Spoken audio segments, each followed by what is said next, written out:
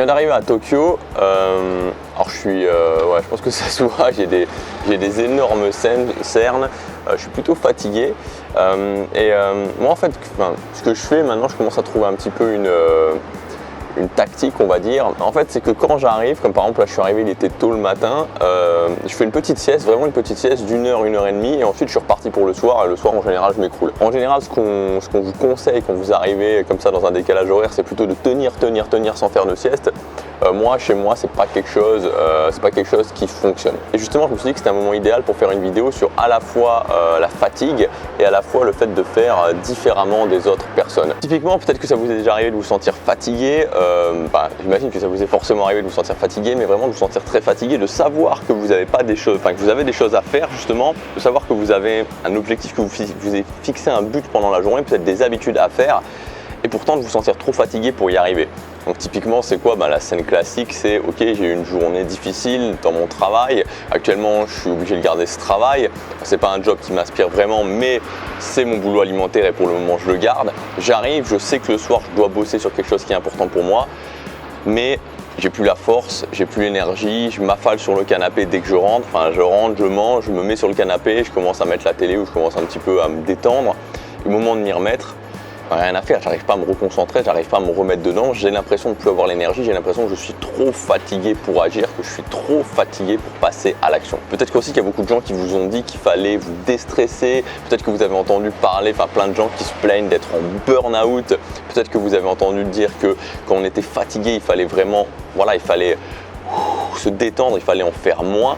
Et ce que je peux vous dire, c'est que la quasi-totalité des gens qui se disent être en burn-out, alors il y en a certains, mais la quasi-totalité des gens qui se disent être en burn-out ne sont pas en burn-out. On n'est pas en burn-out, on n'est pas programmé pour être en burn-out. La plupart des gens qui sont en burn-out, qui se disent être en burn-out, qui se disent même déprimés, sont simplement des gens qui n'ont pas de sens dans leur vie. C'est pas une question de manque d'énergie, c'est une question de manque de sens. Et je voudrais juste vous prendre un exemple pour vous montrer à quel point finalement notre énergie, c'est quelque chose qui est fortement lié à notre mental.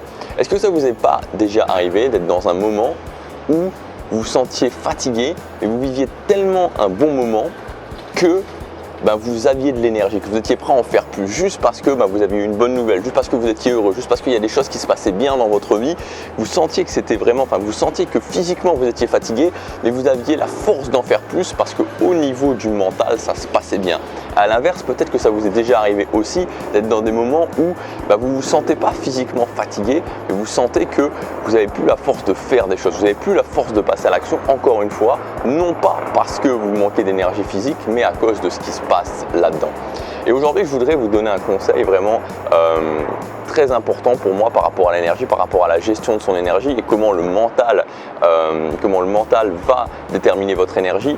C'est ce que j'appelle les projections négatives. Moi, j'étais un champion des projections négatives. Projections négatives, c'est quoi? C'est s'imaginer des situations dans sa tête qui vont mal se passer et sur lesquelles on n'a aucun contrôle.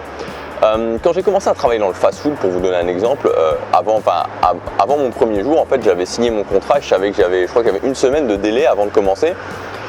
J'étais vraiment très timide à cette époque, j'étais vraiment mal à l'aise, j'étais vraiment pas dégourdi non plus, je me considérais pas comme quelqu'un de dégourdi, je me considérais comme quelqu'un de très maladroit. Et à ce niveau-là, le fast-food m'a pas mal aidé parce que justement c'est un truc où ça demande vraiment de la pêche, ça demande de l'énergie, il faut aller vite, il faut faire bien. Et donc ça m'a beaucoup aidé à ce niveau-là.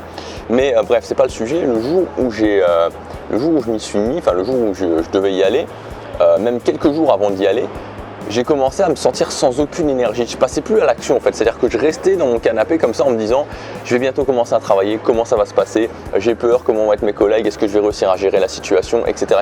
Je faisais plein de projections négatives dans ma tête. Et peut-être que ça vous est déjà arrivé vous aussi, d'être dans une situation et vous commencez à faire des projections dans votre tête, vous dites mais comment ça va se passer? Est-ce que ça va bien se passer? Est-ce que ça va mal se passer pour un examen, pour un entretien d'embauche, pour tout ce genre de choses? Et finalement, toutes ces projections négatives vous aspirent vraiment votre énergie, elles vous prennent votre énergie et vous vous retrouvez complètement vidé en fait, complètement vidé et vous n'avez plus la force de passer à l'action. Les deux questions à se poser, c'est est-ce que j'ai du contrôle sur cette projection négative? Est-ce que j'ai du contrôle ou est-ce que j'ai pas de contrôle? Et la deuxième question à se poser, c'est est-ce qu'il y a une décision à prendre? Est-ce que j'ai une décision à prendre ou est-ce que j'ai pas de décision à prendre? Et ensuite, par rapport à ça, vous allez arrêter de penser à cette projection et vous allez vous concentrer sur l'action, vous allez concentrer sur le quotidien. Si vous avez une décision à prendre, vous la prenez. Si vous avez du contrôle, vous agissez sur ce contrôle. Et si jamais vous n'avez aucune décision à prendre, comme souvent, par rapport à cet événement qui vous stresse et que vous n'avez pas le contrôle aussi par rapport à cet événement qui vous stresse, ce qu'il faut faire dans ce cas-là, c'est se refocaliser sur le quotidien et voir petit, vous dire ok, qu'est-ce que je fais l'heure prochaine et l'heure d'après, etc. Et vous concentrer vraiment sur chaque élément de la journée.